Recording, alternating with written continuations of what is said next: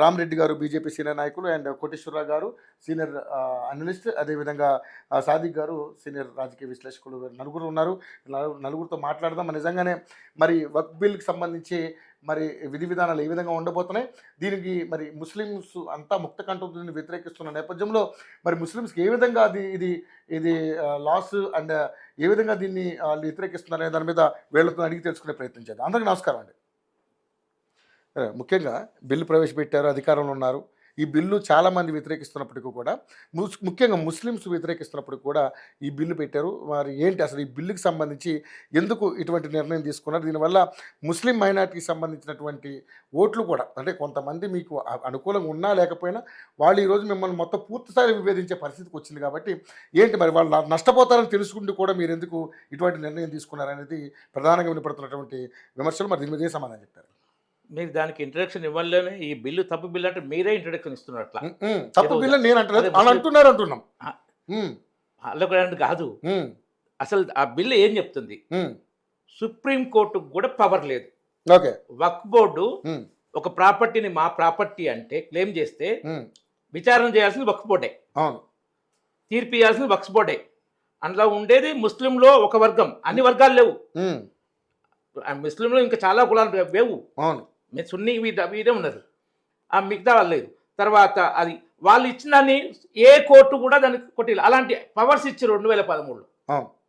అంటే ఇప్పుడు 1500 సంవత్సరాల క్రితం తమిళనాడులో దేవాలయం కట్టిన దేవాలయం కూడా వక్ఫ్ బోర్డు క్లెయిమ్ చేసింది ఆ గ్రామాలతో పాటు. అప్పుడు ఇస్లాం మన దేశంకి రానే రాలే. 1500 సంవత్సరాల క్రితము ఇస్లాం ఈ దేశంకి రానే రాలే. బెట్ ద్వారకా గుజరాత్లో శ్రీకృష్ణ సముద్రంలో మునిగిపోయింది వేల సంవత్సరాలు. అది కూడా వక్ఫ్ బోర్డు మనకు క్లెయిమ్ చేసి పార్లమెంట్ బిల్డింగ్ 2013లో ఢిల్లీ వక్ఫ్ బోర్డు పార్లమెంట్ బిల్డింగ్ కూడా మా వక్ఫ్ బోర్డు క్లెయిమ్ చేసింది. అంటే ఇది మంచిదంటారా? ఇప్పుడు మోడీ కనుక ప్రైవేట్ కాకపోతే బీజేపీ ఎన్డీఏ రాకుంటే కాంగ్రెస్ ఆ పార్లమెంట్ బిల్డింగ్ కూడా వక్ఫ్ బోర్డుకి ఇచ్చేది. అలాంటి అధికారాలు ఇచ్చారు. ఇంకోటి, దేశంలో 8,70,000 ప్రాపర్టీస్ ఉన్నాయి. ఏరియా పరంగా 9,40,000 ఎకరాలు. 9,40,000 ఎకరాలు. ఆదాయం ఎంత? ఆదాయం ఎంత? ఆస్తులు అవి 8,70,000. ఏది స్థిరాస్తులు? అవి స్థిరాస్తులు. దాంట్లో ఈ ల్యాండ్ ఏరియా 9,40,000. ఆదాయం ఎంత? ఎవరికైనా తెలుసా? ఎక్కడుంది తెలుసా? దాని రికార్డు ఉంది ఎక్కడైనా? సెంట్రలైజ్ రికార్డు ఉందా? డిజిటలైజ్ రికార్డు ఉందా? ఆదాయం ఎంతో మీరు చెప్పండి. 20 కోట్లు 10-30 కోట్లు వస్తుంది. మొదలు 160 కోట్లు 7 నెలల కింద. ఇప్పుడు కేసీఆర్ ఎకరంలో 1 కోటి అని పండిస్తున్నాడు. అబద్ధం కావచ్చు. చిదంబరం మినిస్టరు, సుప్రియా సూలే, శరద్ పవార్ బిడ్డ బాల్కన్లో కోట్ల రూపాయల విలువన పండించడానికి ఇన్కమ్ ట్యాక్స్లు అగ్రికల్చర్ కింద చేసుకున్నారు. అది అంత కాకపోవచ్చు. ఎకరానికి 15-20,000 ఆదాయం మామూలుగా వస్తుంది. ఇక్కడ 9,40,000 ఎకరాలకు ఇంకా ఇదే మిగతా ఎన్నో ప్రాపర్టీస్ ఉన్నాయి. మరి 20 కోట్లు 30 కోట్ల ఆదాయం అయింది. వాళ్ళు జీతాలు ఇవ్వక స్టేట్ గవర్నమెంట్ ఇవ్వాల్సి వస్తున్నారు. మొత్తం 20,000 25,000 కుటుంబాలు దోసుకుంటున్నాయి. మామూలు ముస్లింలకు, పేద ముస్లింలకు ఏం చేయట్లేదు. ఒక స్కూలు లేదు, ఒక హాస్పిటల్ లేదు. ఇది దీని పర్ఫార్మెన్స్ పరంగా.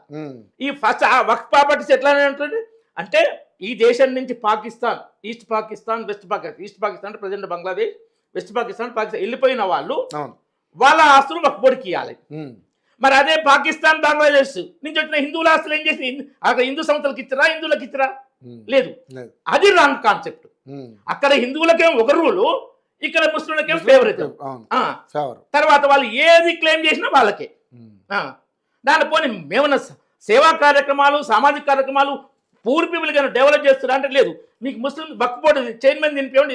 చైర్మన్, ఆ చైర్మన్ది దీంట్లో మన ఫేమస్ హిందీ ఛానల్లో ఆయన మాట్లాడింది. ఆయన ఏం మాట్లాడినా వినండి. देश की आजादी से लेके आज तक वक्त के अध्यक्ष चोर, वक्त के मुतवल्ली चोर, वक्त के अधिकारी चोर, सब चोर. अंदर चोर है. వినండి, ఈయన అధ్యక్షుడే.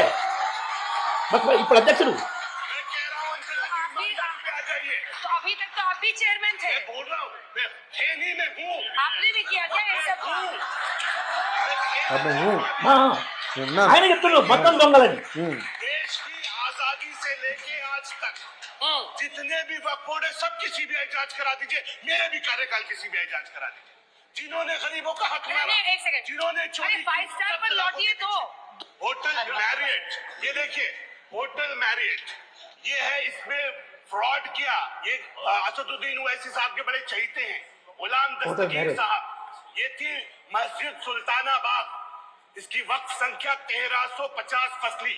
ये क्या करते हैं, इस संपत्ति को ये मुसलमान चिल्लाते, once a Waqf always a वक्फ। ये कैसे बन गया मैरियट? వక్ఫ్ బట్టి వీళ్ళు అసదుద్దీన్ ఓవైసీ లాంటి వాళ్ళు దోసుకుంటూ పేద ముస్లింలకు ఏం చేయకుండా ఏ ప్రాపర్టీ పార్లమెంట్ మాదే 1500 సంవత్సరాల కింద టెంపుల్ మాదే 1000 సంవత్సరాల కింద మునిపోయిన అది మాదే ఇట్లాంటివి చేసి వీళ్ళు చేసిన దాన్ని వాళ్ళే విచారించాలి. అందులో ఉండేది కేవలం ముస్లిం ఒక వర్గమే. ఓకే, వాళ్ళ విచారించి వాళ్ళు ఇచ్చిన తీర్మానానికి ఏ కోర్టు కూడా దాన్ని కాదని హక్కు లేదు. ఇది ఇదేమన్నా ప్రజాస్వామ్య రాజ్యాంగబద్ధమా? ఇదేమన్నా మానవత్వం ఉందా? ఇలా ఇలాంటి దాన్ని సవరించాల్సిన అవసరం ఉందా లేదా? కాబట్టి మీరు ఇంకా ముస్లిమ్స్ పేద ఎంతో మంది ముస్లిమ్స్ ఇంకా ముస్లిం మామూలు చెప్తుండ్రు మా పేదలకు ఇంత సాయం చేయలేదు, మోడీ గారు మంచి పనులు చేస్తున్నారు. వేరే చైర్మన్ కాదు, ముస్లిమ్స్ లేడీస్ స్వాగతం పలుకుతున్నారు. స్వీట్లు మిఠాయిలు మంచుకు చాలా ముస్లిం ఏరియాలు ఇవ్వాల. ముస్లిమ్స్ ఏదో దీనికి అమెండ్మెంట్ కలిగినట్టు కొద్దిగా ఇస్తున్నారు.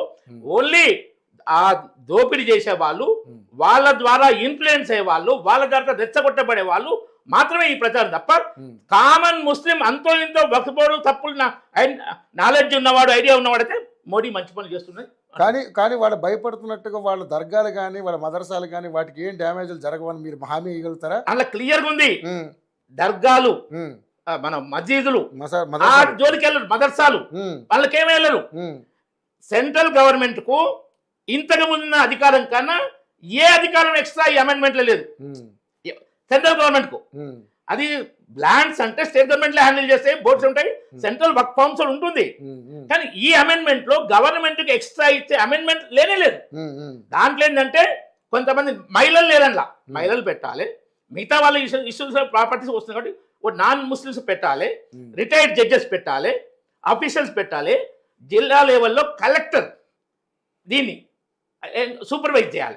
లేదా సూపర్వైజ్ లేదు, ఇప్పుడు మొత్తం అంతా కలెక్టర్ సూపర్వైజ్ చేయాలి. సూపర్వైజ్ కలెక్టర్ ఆధీనంలోకి వెళ్ళిపోయింది. సూపర్వైజ్ ఇట్లా గవర్నమెంట్ అడ్మినిస్ట్రేషన్. ఇది గవర్నమెంట్ వక్ఫ్ బోర్డు అనేది గవర్నమెంట్, ప్రైవేట్ ముస్లిం పర్సనల్ లా బోర్డు కాదు.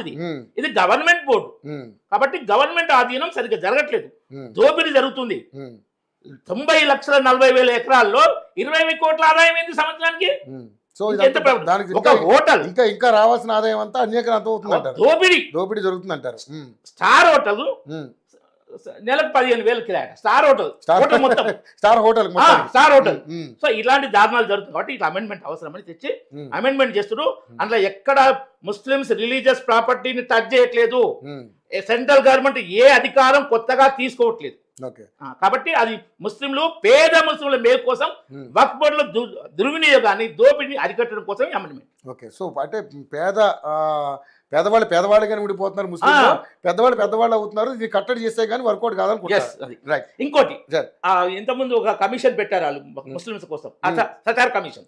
అది కూడా వక్ఫ్ బోర్డులో దుర్వినియోగాలు జరుగుతున్నాయి, దారుణాలు జరుగుతున్నాయి, అమెండ్మెంట్ తేవాలని రికమెండ్ చేసింది సచార్ కమిషన్. రైట్ మన వినోద్ సార్. సో మరి నిజంగానే ఈ బిల్లు మీద మీ అభిప్రాయం? ఎందుకంటే మీరు అంబాసిడర్గా ఉన్నారు, దేశ విదేశాల్లో తిరిగినటువంటి నేపథ్యం ఉంది. మరి ఏంటి సార్ ముస్లింల పట్ల ఈ ప్రభుత్వం అంటే ఏదైతే ఇప్పుడున్నటువంటి బీజేపీ ప్రభుత్వం మరి నిరంకుశంగా ప్రవర్తిస్తుందా, లేకపోతే నిజంగా అన్నట్టుగా పేద ముస్లిం వర్గాలకి ఏదైతే ఉన్నదో వాళ్ళకందరూ మేలు చేసే విధంగా ఆయన చెప్తున్నట్టుగా నిజంగా వాళ్ళు స్వీట్లు పంచుకుని ఆనందం వ్యక్తం చేసే అంత విషయం ఇందులో ఉందంటారా? ఏమనుకుంటారు మీరు? సరే, ఇప్పుడు